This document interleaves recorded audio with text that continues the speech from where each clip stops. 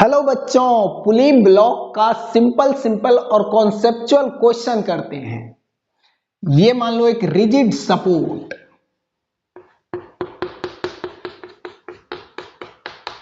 और यहां पे एक पुली है। ये पुली मासलेस है और इस पुली के ऊपर से एक स्ट्रिंग आया है नीचे। इसमें एक ब्लॉक कनेक्ट है, इसका मास है 3 kg और यही स्ट्रिंग इस पुली के ऊपर से इस साइड आया है और यहां पे भी एक ब्लॉक कनेक्ट है, इसका मास है 4 kg।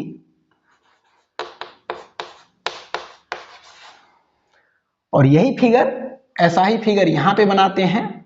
यहां पे भी एक पुली है, मासलेस पुली, और इसके ऊपर से स्ट्रिंग आया है और यहां पे एक ब्लॉक कनेक्ट है, इसका मास यही 3 kg।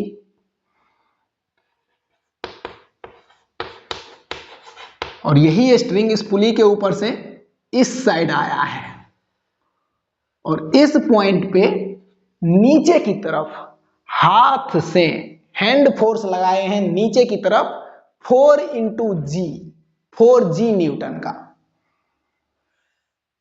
ये एक्सटर्नल फोर्स है 4G।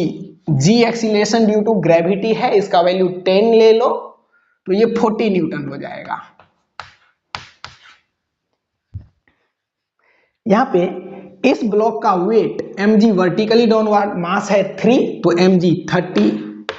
इस ब्लॉक का वेट मास है 4 तो mg 40 न्यूटन।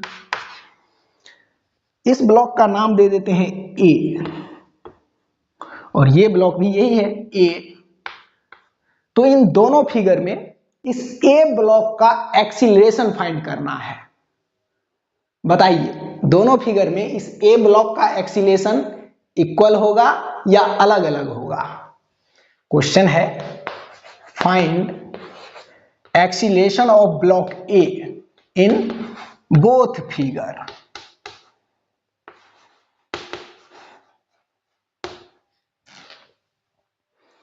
तो इस फिगर में इस A ब्लॉक का एक्सीलरेशन निकालो तो इसमें सिंपली न्यूटन का लॉ लगा देंगे, इस ब्लॉक पे भी और इस ब्लॉक पे भी। F नेट बराबर ma। तो ये 3 kg है और ये 4 kg है, तो इसके एक्सीलरेशन का डायरेक्शन ऐसे या फिर ऐसे मान लो, जैसे मर्जी वैसे मान लो और क्वेश्चन को सॉल्व कर दो। एक्सीलरेशन पॉजिटिव साइन के साथ आएगा तो समझेंगे कि एक्सीलरेशन का डायरेक्शन हमने सही माना था, और एक्सीलरेशन नेगेटिव साइन के साथ आ गया तो समझेंगे कि एक्सीलरेशन का डायरेक्शन हम जिस डायरेक्शन में माने थे उसके अपोजिट डायरेक्शन में बॉडी एक्सीलरेट कर रहा है। तो ये 3 kg मान लेते हैं ऊपर एक्सीलरेट कर रहा है A एक्सीलरेशन से, और ये 4 kg नीचे एक्सीलरेट कर रहा है A एक्सीलरेशन से। दोनों ब्लॉक के एक्सीलरेशन का मैग्नीट्यूड इक्वल होगा क्योंकि दोनों सेम स्ट्रिंग से कनेक्ट है। जितने टाइम में जितना लेंथ ये चलेगा उतना ही टाइम में उतना ही लेंथ ये भी चलेगा। और स्ट्रिंग मास लेस है तो हम लोग पीछे वाले लेक्चर में पढ़ चुके हैं कि अगर स्ट्रिंग मास लेस है तो स्ट्रिंग के हर एक पॉइंट का टेंशन इक्वल होता है। तो इस ब्लॉक पे इस स्ट्रिंग का टेंशन ऊपर की तरफ, इसको T मान लेते हैं। इस ब्लॉक पे भी स्ट्रिंग टेंशन ऊपर की तरफ T। अब इस पे न्यूटन का लॉ लगा दो, इस पे भी और इस पे भी। ये ऊपर एक्सीलरेट कर रहा है, ऊपर की तरफ इस ब्लॉक पे फोर्स है T और नीचे की तरफ 30, तो नेट फोर्स होगा T - 30 बराबर ma 3a। ये A ब्लॉक का एक्सीलरेशन है, यही A। इस पे लगाओ तो ये नीचे एक्सीलरेट कर रहा है, नीचे की तरफ फोर्स है 40 और ऊपर की तरफ T, तो नेट फोर्स होगा 40 - T बराबर ma। 40 - T बराबर ma, उसका मास है 4 और एक्सीलरेशन A। ये A ब्लॉक का ही एक्सीलरेशन है दोनों। अब इन दोनों इक्वेशन को जोड़ दो, फर्स्ट प्लस सेकेंड कर दो, तो प्लस T से माइनस T कट जाएगा, 40 - 30 10 आएगा इक्वालिटी के इस साइड और इक्वालिटी के उस साइड, 4 + 3 7a। तो यहां से A बराबर 10/7 मीटर पर सेकेंड स्क्वायर। इसको थोड़ा और छोटा करो तो एक्सीलरेशन इक्वल टू 10/7।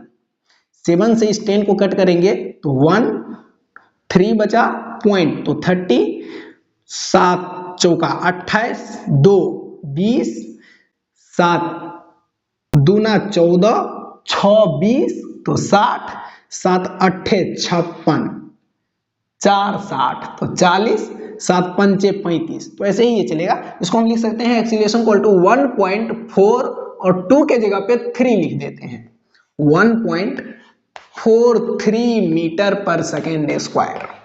इतने एक्सीलरेशन से ये ए ब्लॉक ऊपर जा रहा है। एक्सीलरेशन पॉजिटिव साइन के साथ आया है, इसका मतलब एक्सीलरेशन का डायरेक्शन हमने सही लिया है, ए ऊपर और ये ब्लॉक नीचे। अब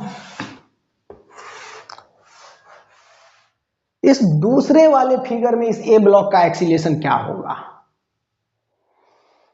तो दूसरे वाले फिगर में ए ब्लॉक का वेट mg वर्टिकली डाउनवर्ड, इसका मास है 3, तो mg 30 न्यूटन है। यहां पे इस पॉइंट पे हाथ से फोर्स लगाए हैं नीचे की तरफ 40 न्यूटन, तो ये हैंड वाला फोर्स सीधे इस स्ट्रिंग पे है, तो इस स्ट्रिंग में भी तनाव 40 न्यूटन का होगा इस पॉइंट पे, और ये स्ट्रिंग मासलेस है, तो मासलेस स्ट्रिंग में हर एक पॉइंट पे इक्वल टेंशन होता है। तो इस पॉइंट पे 40 न्यूटन का टेंशन, तो इस पॉइंट पे भी 40 न्यूटन का, इस पॉइंट पे भी 40 न्यूटन का, इस पॉइंट पे भी 40 न्यूटन का, और इस पॉइंट पे भी 40 न्यूटन का तनाव है। तो इस पॉइंट पे जो तनाव है इस ब्लॉक पे, ये ऊपर की तरफ T, और इस T का वैल्यू सीधे यहां पे 40 न्यूटन होगा। यहां पे जो हैंड फोर्स लगाए हैं, ये हैंड फोर्स इस स्ट्रिंग के थ्रू सीधे इस ब्लॉक पे रिएक्ट कर रहा है ऊपर की तरफ। अब इस ए ब्लॉक पे एफ नेट बराबर ma लगाओ, तो इस पे ऊपर की तरफ फोर्स है T, नीचे की डायरेक्शन में इसका वेट है 30 न्यूटन, और ये ऊपर एक्सीलेट कर रहा है मान लो a एक्सीलेशन से, यही एक्सीलेशन फाइंड करना है। तो एफ नेट बराबर ma लगाओ, तो एफ नेट होगा T माइनस 30, T माइनस 30 बराबर ma, तो मास है 3 और a फाइंड करना है, और इस T का वैल्यू, इस स्ट्रिंग में जो टेंशन है इस T का वैल्यू सीधे 40 न्यूटन होगा,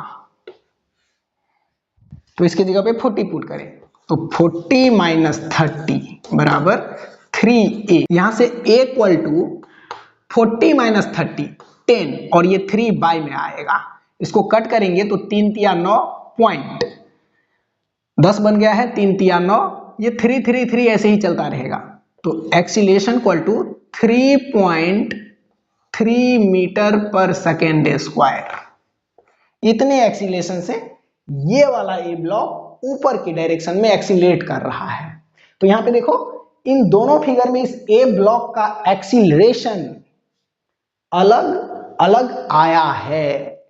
यहां पे 4 kg का ब्लॉक बंधा है, इसका वेट नीचे की तरफ 40 न्यूटन, और यहां पे हाथ से 40 न्यूटन का फोर्स लगाए हैं नीचे की तरफ, तो हैंड फोर्स इस स्ट्रिंग के थ्रू सीधे इस ए ब्लॉक पे ऊपर की तरफ टेंशन के रूप में रिएक्ट कर रहा है। ठीक, इस एक्सीलरेशन का वैल्यू इन दोनों में से किसी एक इक्वेशन में रखेंगे तो T मिलेगा, इस स्ट्रिंग का टेंशन, और इस स्ट्रिंग का टेंशन सीधे दिख रहा है 40 न्यूटन। ठीक, तो कॉन्सेप्ट को समझे, आगे बढ़ते हैं। अगला टाइप देखो,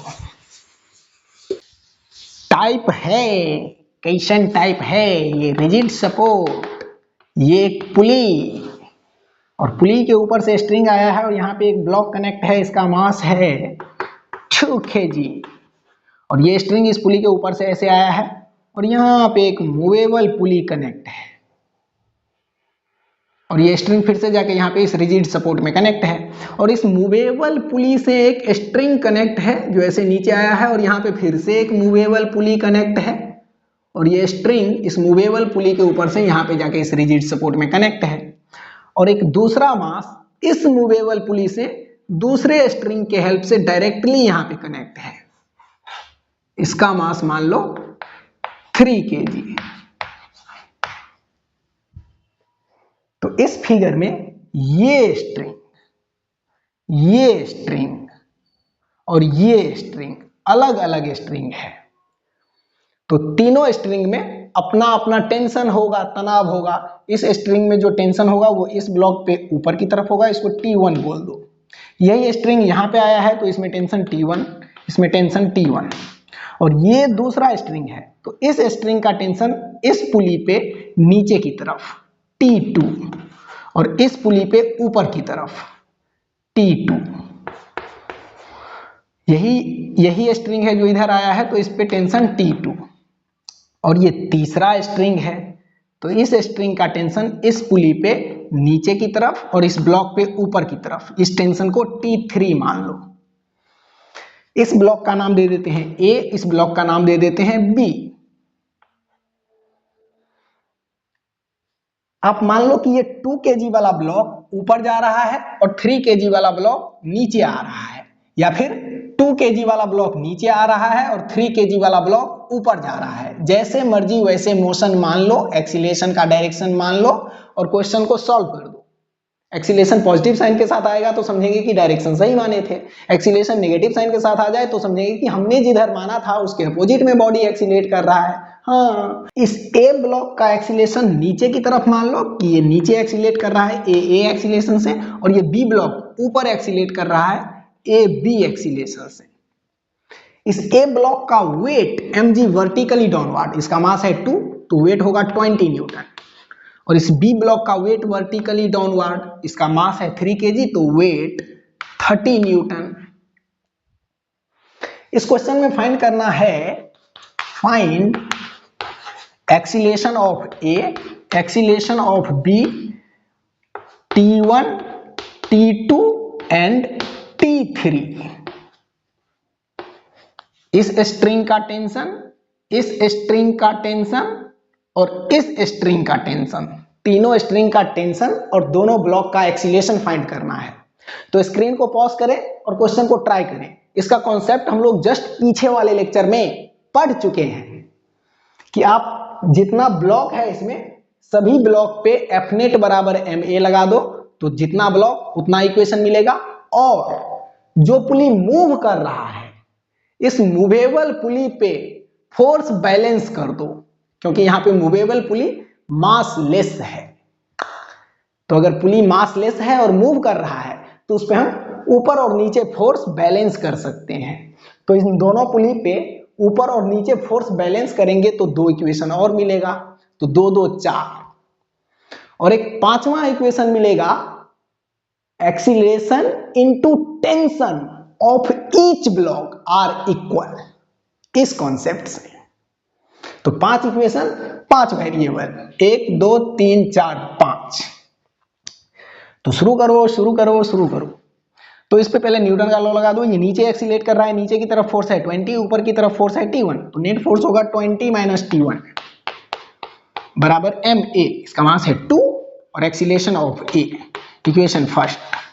इस पे न्यूटन का लॉ लगाओ। ये ऊपर एक्सीलरेट कर रहा है, ऊपर की तरफ फोर्स है T3 और नीचे की तरफ फोर्स है इसका वेट 30 न्यूटन, तो T3 माइनस 30 बराबर ma, मास है 3 और एक्सीलरेशन ऑफ b।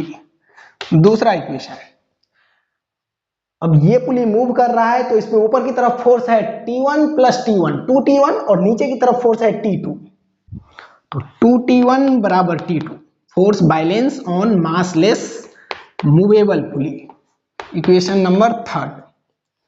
और ये पुली भी मासलेस है और मूव कर रहा है तो इस पे भी फोर्स बैलेंस कर दो, तो ऊपर की तरफ T2 प्लस T2, 2T2 और नीचे के डायरेक्शन में T3, 2T2 बराबर T3, equation number 4।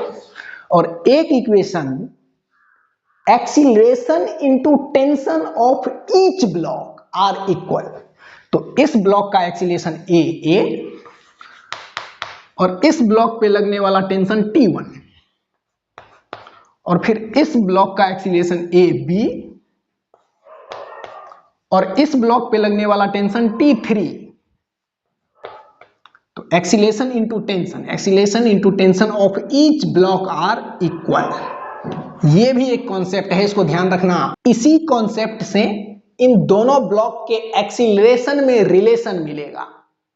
Acceleration of a into T1 बराबर एक्सीलरेशन ऑफ b, और T3 का वैल्यू यहां पे T1 के टर्म में पुट करो ताकि T1 से इस तरफ का ये T1 कट जाए और एक्सीलरेशन में रिलेशन बच जाए। तो इस T3 का वैल्यू यहाँ पे पुट करेंगे T1 के टर्म में। तो इस 3 और 4th इक्वेशन को देखो, इस T2 के जगह पे क्या हम 2T1 लिख सकते हैं? लिख सकते हैं, क्योंकि 2T1 T2 के बराबर है। तो इस T2 के जगह पे रखो, तो 2 इंटू T2 के जगह पे 2T1 बराबर T3। तो यहां से T3 बराबर 2 इंटू 2 4T1, T3 बराबर 4T1। तो इस T3 के जगह पे 4T1। अब यहां से T1 से T1 कट गया और acceleration of A equal to 4 into acceleration of B। Acceleration of A equal to 4 into acceleration of B। दोनों ब्लॉक के एक्सीलेशन में रिलेशन। तो इसको मान लो 5वां इक्वेशन। इसको ध्यान रखना, T3 बराबर 4T1, T3 बराबर 4T1, T3 बराबर 4T1। इसको लिख लेते हैं यहाँ पे T3 बराबर 4T1। अब इस फर्स्ट इक्वेशन में दो वेरिएबल है T1 और acceleration of A। Second equation में भी दो वेरिएबल T3 और एक्सीलेशन ऑफ B। तो इस फर्स्ट इक्वेशन को ऐसे ही रहने दो और इस सेकेंड इक्वेशन में T3 के जगह पे 4T1 रखो। सेकेंड इक्वेशन में T3 के जगह पे 4T1 माइनस 30 बराबर 3 acceleration of B, 3 into acceleration of B। इस एक्सीलेशन ऑफ B का वैल्यू यहां से रखो 5 इक्वेशन से। Acceleration of B equal to acceleration of A बटा 4, एक्सीलेशन ऑफ A बटा 4। इस 4 को इस साइड भेजेंगे तो इन दोनों के साथ गुना में आएगा, तो ये बन जाएगा 4 चौका 16T1 माइनस 4 तिया 12, 120 बराबर 3 एक्सीलेशन ऑफ A। ये सेकेंड इक्वेशन, ये वाला। इस सेकेंड इक्वेशन में 16T1 है और इस फर्स्ट इक्वेशन में माइनस T1 है। तो इस फर्स्ट इक्वेशन को 16 से गुना कर दो। तो फर्स्ट इक्वेशन को गुना कर देंगे 16 से, तो ये आएगा 16 दुना 32, 320 माइनस 16T1 अब बराबर 16 दुना 32 एक्सीलेशन ऑफ A। अब इस इक्वेशन को और इस इक्वेशन को जोड़ दो, तो 16T1 से माइनस 16T1 कट जाएगा। तो इक्वालिटी के इस साइड 320 माइनस 120, 320 माइनस 120 और इक्वालिटी के उस side 32 acceleration of A plus 3 acceleration of A। तो 32 और 3 35 एक्सीलेशन ऑफ A। अब यहां पे देखो 320 में से 120 गया तो 200 बराबर 35 एक्सीलेशन ऑफ A। तो यहां से एक्सीलेशन ऑफ A मिल जाएगा, 5 से कट करेंगे तो 5 सत्ते 35 और 5 चौका 20 तो 40।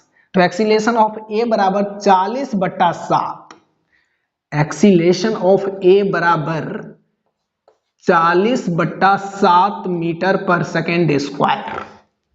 तो इस A ब्लॉक का एक्सीलेशन पॉजिटिव मिला है। इसका मतलब A ब्लॉक के एक्सीलेशन का डायरेक्शन जो हमने माना था वो सही है। ये A ब्लॉक नीचे के डायरेक्शन में 40/7 मीटर पर सेकेंड स्क्वायर के एक्सीलेशन से एक्सीलेट कर रहा है। अब इसी एक्सीलेशन ऑफ A को इस फर्स्ट इक्वेशन में यहां पे रखेंगे तो T1 मिलेगा, इस स्ट्रिंग का टेंशन। तो रखो 20 माइनस T1 बराबर 2 into acceleration of A। 2 into acceleration of A आया है 40/7, 40/7। तो ये माइनस T1 उस साइड जाएगा तो प्लस T1 अब बराबर ये 20 पहले से है और ये 40 इंटू 2 80/7 इस साइड आएगा तो माइनस 80/7। तो यहां से T1 मिलेगा। इसको कहां पे लिखे, कहां पे लिखे हैं, कहां पे लिखे हैं, यहां पे लिख देते हैं T1 बराबर इन दोनों में से 7 एलसीएम और यहां पे बचेगा 7 इंटू 20 140 माइनस 80। 140 में से 80 को कट करो तो 0 में से 0 गया 0, 4 में से 8 नहीं कटेगा, इसमें से 1 ले लो तो 14 में से 8 गया तो 6/7 न्यूटन। ये है T1। अब इस T1 को यहां पे पुट करेंगे तो T3 मिलेगा। T3 बराबर 4 इंटू T1। तो जो T1 आया है इसको 4 से गुना कर दो, 4 से इसको गुना करेंगे तो 4 छक्के 24, 240/7 न्यूटन है। अब इस T3 के वैल्यू को इस फोर्थ इक्वेशन में यहां पे पुट करेंगे तो T2 मिलेगा। तो इसको करके देख लो, इधर मिटा देते हैं।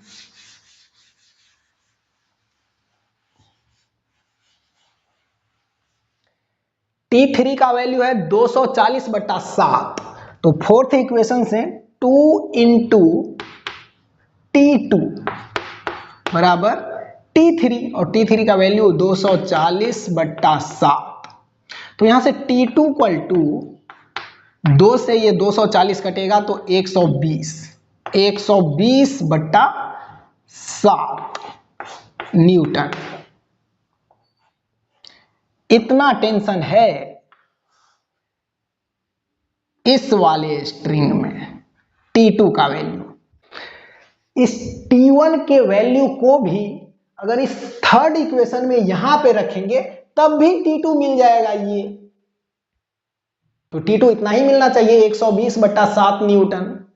तो इस T1 के वैल्यू को थर्ड इक्वेशन में यहां पे पुट करो तो T2 मिलेगा। T2 बराबर 2 इंटू T1, T2 बराबर 2 इंटू T1 और T1 है 60/7। तो देखो थर्ड इक्वेशन से भी 60 दूना 120/7 न्यूटन मिला T2 का वैल्यू। यही यहां पे एक्सीलरेशन ऑफ ए ब्लॉक, इस ब्लॉक का एक्सीलरेशन नीचे की तरफ आया है 40/7 मीटर पर सेकेंड स्क्वायर। ए ब्लॉक के एक्सीलरेशन को इस पांचवें इक्वेशन में यहां पे रखेंगे तो बी ब्लॉक का एक्सीलरेशन मिलेगा। बी ब्लॉक का एक्सीलरेशन बराबर ए ब्लॉक का एक्सीलरेशन बट्टा 4। एक्सीलरेशन ऑफ बी ब्लॉक बराबर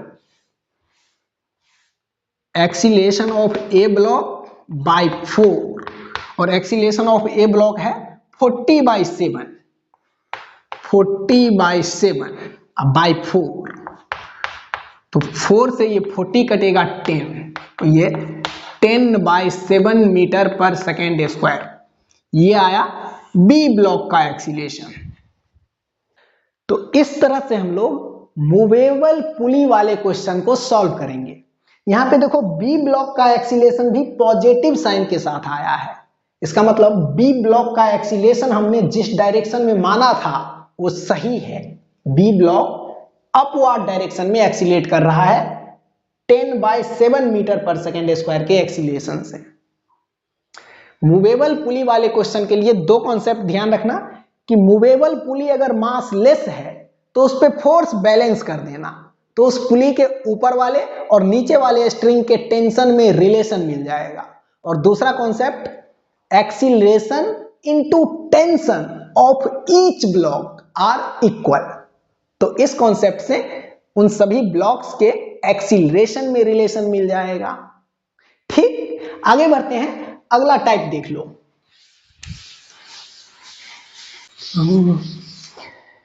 ये एक रिजिड सपोर्ट,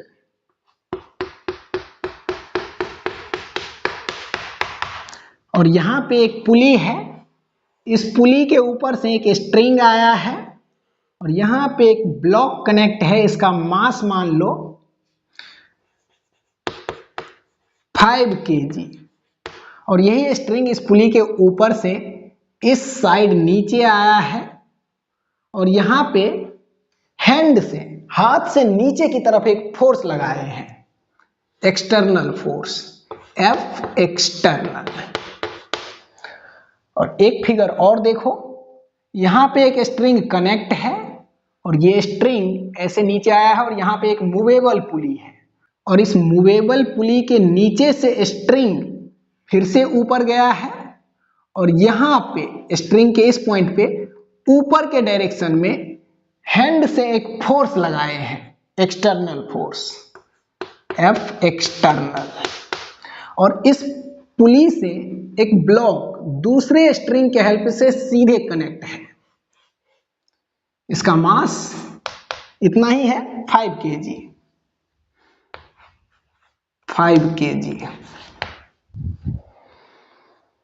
यहां पे देखो इस स्ट्रिंग का टेंशन इस ब्लॉक पे ऊपर की तरफ होगा T, और ये फोर्स इस स्ट्रिंग पे सीधे लग रहा है ऐसे। स्ट्रिंग के इस पॉइंट पे उतना ही टेंशन होगा जितना फोर्स यहाँ पे हम अप्लाई किए हैं, और स्ट्रिंग मासलेस है तो स्ट्रिंग के हर एक पॉइंट पे टेंशन इक्वल होता है। तो इस पॉइंट पे टेंशन इतना ही होगा, इसका मतलब इस पॉइंट पे भी तनाव इतना ही होगा, इस पॉइंट पे भी तनाव इतना ही होगा। मतलब यहाँ पे जो एक्सटर्नल फोर्स लगाए हैं वो इस स्ट्रिंग के थ्रू सीधे इस ब्लॉक पे रिएक्ट करेगा ऊपर की तरफ। यहाँ पे एक्सटर्नल फोर्स इसी T के बराबर होगा, स्ट्रिंग में टेंशन के बराबर। तो यहाँ पे क्वेश्चन ये है कि इस ब्लॉक को वर्टिकली अपवर्ड डायरेक्शन में a बराबर 2 मीटर पर सेकेंड स्क्वायर के एक्सीलरेशन से चलाने के लिए कितना एक्सटर्नल फोर्स लगाना पड़ेगा। ये एक्सटर्नल फोर्स वाट है, यहाँ पे भी और यहाँ पे भी। ये एक्सटर्नल फोर्स कितना होना चाहिए ताकि ये ब्लॉक वर्टिकली अपवर्ड डायरेक्शन में 2 मीटर पर सेकेंड स्क्वायर के एक्सीलरेशन से चले। इस ब्लॉक का वेट mg वर्टिकली डाउनवर्ड मास है 5, तो वेट 50 न्यूटन। इस ब्लॉक का भी वेट वर्टिकली डाउनवर्ड 15 न्यूटन। इस स्ट्रिंग में टेंशन मान लेते हैं T1 और ये दूसरा स्ट्रिंग है तो इस स्ट्रिंग में टेंशन T2 मान लेते हैं। इस स्ट्रिंग का टेंशन पुली पे नीचे के डायरेक्शन में और इस ब्लॉक पे ऊपर के डायरेक्शन में। तो इन दोनों फिगर में एक्सटर्नल फोर्स निकालना है, ये वाला और ये वाला, ताकि ये ब्लॉक वर्टिकली अपवर्ड डायरेक्शन में 2 मीटर पर सेकेंड स्क्वायर के एक्सीलरेशन से चले। तो स्क्रीन को पॉज करो और क्वेश्चन को ट्राई करो, हम इसे सॉल्व करते हैं। इस ब्लॉक पे F नेट बराबर ma लगाओ, तो ये ऊपर एक्सीलेट कर रहा है तो इस पे नेट फोर्स होगा T माइनस 50 बराबर ma 5 इंटू 2 10। तो यहां से T बराबर -50 को उस साइड ले जाओ तो +50 + 10 60 न्यूटन, और इस स्ट्रिंग का टेंशन एक्सटर्नल फोर्स के बराबर है। तो पहले वाले फिगर में एक्सटर्नल फोर्स 60 न्यूटन का लगाएंगे तो ये ब्लॉक 2 मीटर पर सेकेंड स्क्वायर के एक्सीलरेशन से ऊपर चलेगा। अब यहां पे बताओ, यहां पे ये पुली मासलेस है, पुली मासलेस है और मूवेबल पुली है। तो अभी हम लोग पढ़े हैं या देखे हैं, इससे पिछले लेक्चर में भी पढ़ चुके हैं कि मूवेबल पुली अगर मासलेस है तो उस पे फोर्स बैलेंस होता है। तो इस पे फोर्स बैलेंस करो, ऊपर के डायरेक्शन में T1 + T1 और नीचे के डायरेक्शन में T2, तो 2T1 बराबर T2।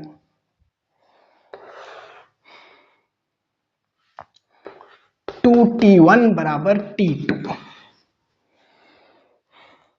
अब इस ब्लॉक पे F नेट बराबर ma लगा दो। ये ब्लॉक ऊपर एक्सीलेट कर रहा है तो इस पे नेट फोर्स T2 माइनस 50 बराबर ma 5 इंटू 2 10।